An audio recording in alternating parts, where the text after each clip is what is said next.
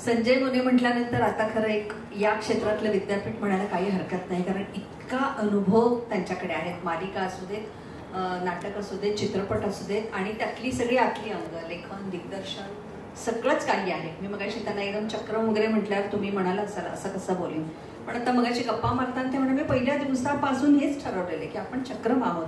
हे एकदा डिक्लेअर केलं की सारं सुकर होतं.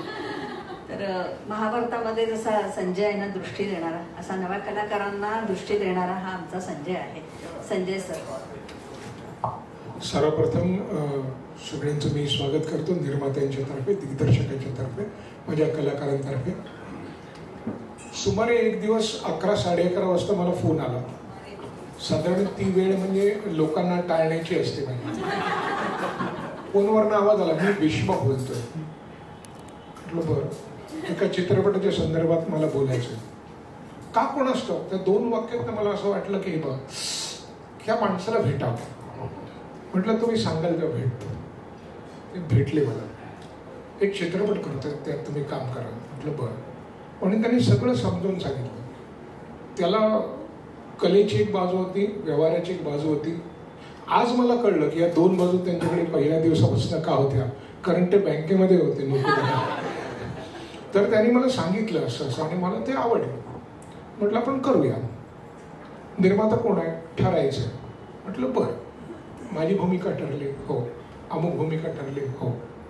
मग त्यानंतर बोलणं होत होतं. दुसऱ्या चित्रपटाच्या चित्रीकरणासाठी मी बार्शीला गेलो होतो. तिथे अनिकेत खंडागळे सर भेटले. तर का कोण असतो त्या चित्रपटाचं काम चालू होतं. बरोबर ना, एका क्षणाला आम्ही काय झालं, विश्वसरांचं काय झालं, अमुक काय झालं, त्याचीच काळजी होती. कधी चित्रपट होणार, कधी चित्रपट होणार. आणि शेवटी एक दिवस त्याने सांगितलं आपलं सगळं झालेलं आहे. मग मला मुलगी झाली तेव्हा जेवढा आनंद झाला होता तेवढा आनंद मला होता की माणूस पण ते कुठून येतात, खूप लांबून येतात, वेळेवर म्हणजे वेळेवर येतात. का होतं ना, स्वप्न बरेच जण बघतात, पण प्रत्येक वेळेला स्वप्नामध्ये चल उठ सकाळ झाली असं करून स्वप्न मोडणारे बरेच लोक असतात. त्यांनी पण एक स्वप्न बघितलं होतं, शेवटी ते पूर्ण झालं. त्याचं नाव कढीपत्ता. कढीपत्ता म्हणजे काही लोक लग्न करतात, काही लोक लग्न करत नाहीत, काही लोकांच्या घरी स्वयंपाक होतो, काही लोकांच्या घरी स्वयंपाक होत नाही. पण अख्ख्या या भारतामध्ये असं एकही स्वयंपाकघर नसेल की ज्यात कढीपत्ता नाही. इतकं ते नाव त्या सिनेमाला योग्य. आणि त्या गोष्ट तुम्ही चित्रपट पाहाल तेव्हा कळेलच की तो कढीपत्ता काय, कढीपत्ता फुकट मिळतो बाजारात अजून तरी. म्हणजे सुदैव पुढच्या पिढीला कदाचित पैसे द्यायला लागतील. तो फुकट मिळतो पण म्हणून त्याची किंमत कमी होत नाही. तसं त्या चित्रपटाचं आहे. कडू, गोड, आंबट, तिखट, स्वाद, तुरट, अनेक प्रकार. हे गोड गोड सगळे हे आहेत. आम्ही थोडे कडू आहोत, हे एक आंबट आहेत. अख्खा चित्रपट झाल्यानंतर गमतीचा भाग म्हणजे मला असं वाटलं की मला गाडगे फुले यांचं काम मिळालं असतं बरं झालं असतं.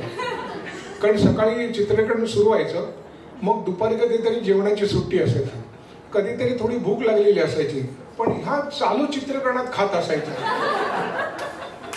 पण एकंदरीत फार मजेदार अनुभव होता तो. आणि नवीन मुलं मी नेहमीच म्हणतो की आमच्यापेक्षा जास्त हुशार आहे, त्यांना जास्त कळतं. ते या चित्रपटातनं त्यांनी पुन्हा एकदा सिद्ध केलं. माझ्याबरोबर काम करणाऱ्या सगळ्यांच्या शुभेच्छा माझ्या पाठीशी होत्या, म्हणून हा चित्रपट मी करू शकलो. इथून पुढे हा पहिलाच चित्रपट आहे विश्वसरांचा. बरं, माझ्यापेक्षा वयाने लहान आहे ते, पण त्यांचं सगळं ऐकल्यानंतर मी त्यांना आजपर्यंत कधीही अरे तुरे केलेलं नाही. मी कायम आऊजाऊ करतो, कारण मला निश्चित माहिती आहे की पुढे त्यांना अख्खी दुनिया आऊजाऊ करणार आहे. नंतर दिग्दर्शकाच्या डोळ्यातनं चित्रपट दिसतो, तो छायाचित्रकाराच्या नजरेतनं अजून दुर्गोच्चर होतो. त्या बाबतीत अनिकेत खंडागळे यांचं मी खूप मनापासून आभार मानतो. यांचं स्वप्न त्यांनी सोपं केलं आणि हा चित्रपट जरूर पाहावा. आणि एक स्वप्न बघितलेला माणूस असतो, त्याचं स्वप्न पूर्णत्वाला नेण्यासाठी एक निर्माता लागतो. ते स्वप्न त्यांनी मध्येच झोपेत न उठवता त्याचं स्वप्न पूर्ण करून दिलं. त्याबद्दल स्वप्नील सरांचे मी आभार मानतो. सर्व कलाकारांचे मी मनापासून आभार मानतो. काही चूक झाली असेल माझ्या हातून तर माफ करा. असं मी खोटं खोटं बोलतो, चूक केलीच नाही. धन्यवाद.